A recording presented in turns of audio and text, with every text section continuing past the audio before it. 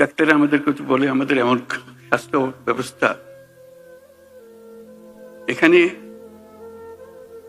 প্রতিজন নার্সের বিপরীতে আমাদের 3 জন ডাক্তার আছে। রেশিও হলো 1:3, একজন নার্স 3 জন ডাক্তার। পৃথিবীর মানুষ হা হয়ে যায় কথা শুনে। কেন হওয়ার ছিল উল্টাটা, একজন ডাক্তারের পেছনে 3 জন নার্স অন্তত। নার্স তো চালায় সবকিছু, ডাক্তার সিদ্ধান্ত দেয়। এখন সেই সিদ্ধান্ত কাকে দেবে? আপনার যদি নার্সই না থাকে, বলে যে না আমাদের তো নার্সিং কলেজ আছে, আপনি ঘুরে দেখুন সেটার কোয়ালিটি। কাজে এইটা দিকে আমাদের কোনো কাজ হচ্ছে না। তো খুব দুঃখ পেয়ে আমি মনে করলাম যে আমরা নিজেরা একটা ছোট্ট নার্সিং কলেজ করি না কেন। করলাম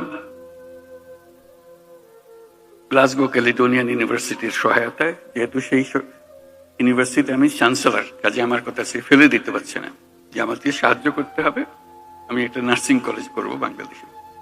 পুরোপুরি সাহায্য করলাম এবং চমৎকার একটা নার্সিং কলেজ তৈরি হলো। মাত্র 40 জন মেয়ে নিয়ে আমরা শুরু করেছিলাম, গ্রামীণ ব্যাংকের মেয়ে, পরিবারের মেয়ে, যাতে গরিব ঘরের মেয়ে। আমরা নার্সি যখন বানাবো অন্যদের দেবো কেন, গরিব ঘরের মেয়েদের দেবো। সে ইংরেজির একটা অক্ষর সে বলতে পারে না, কোন রকমের লেখাপড়া শিখেছে, আমরা তাকে দিলাম। তার নার্সিং ডিগ্রি পাওয়ার আগেই তার টুকুর ইংরেজি, আন্তর্জাতিক মজলিসে শেষে বক্তৃতা করে, তার ভবিষ্যৎ কি রেখে সেগুলো নিয়ে কথা বলে। আজকে সেই নার্সিং কলেজ বড় কলেজে পরিণত হয়েছে। আমার বিষয়টা হলো বড় কলেজ হওয়ার বিষয়।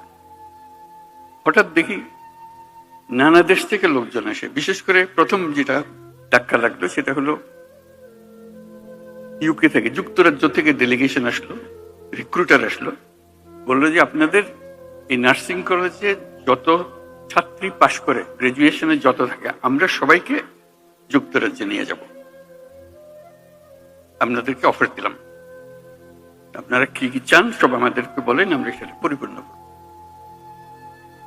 আমি অবাক হয়ে গেলাম, আমরা তো যুক্তরাজ্যে পাঠানোর জন্য নার্স বানাচ্ছি না এখানে।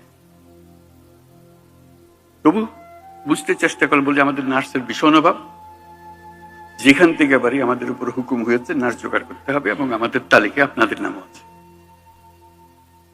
আমরা আপনাদের কাছে এসেছি, আপনাদের এন্টায়ার ক্লাস, আমাদের আর কোনো পরীক্ষা দিতে হবে না, কিছু দিতে হবে না, শুধু আপনারা সার্টিফিকেট দেবেন, আমরা নিয়ে যাব।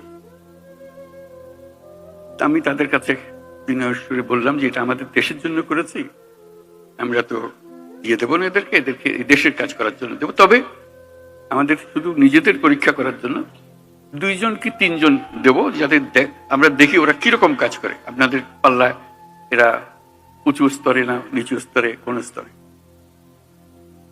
বলছি না, সেটা পরীক্ষা করতে হবে না, সেই পরীক্ষা আমরা ইতিমধ্যে করে ফেলেছি, যা যা আমাদের দরকার আপনারা যত চান দিতে পারেন। আমি ছবি নিয়ে বললাম যে এই 2 জন 3 জনের বেশি আমরা দেবো না এখন, ভবিষ্যতে যদি আমাদের সামর্থ্য হয়। এটাতে খুব আনন্দ উপভোগ করলাম যে আমরা যেটা বাংলাদেশের জন্য করছি সেটা ইউকে তো তার একটা ডিমান্ড আছে, চাহিদা আছে।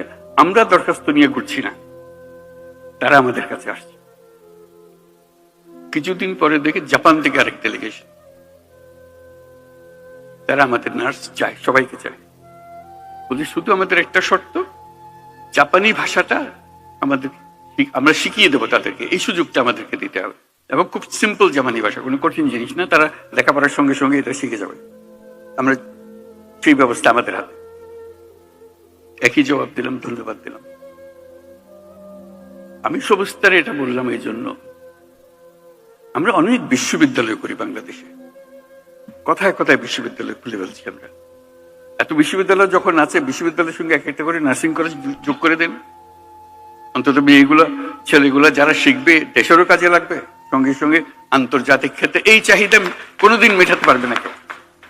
আমরা যত নার্স বানাতে পারি, অফুরন্ত চাহিদা।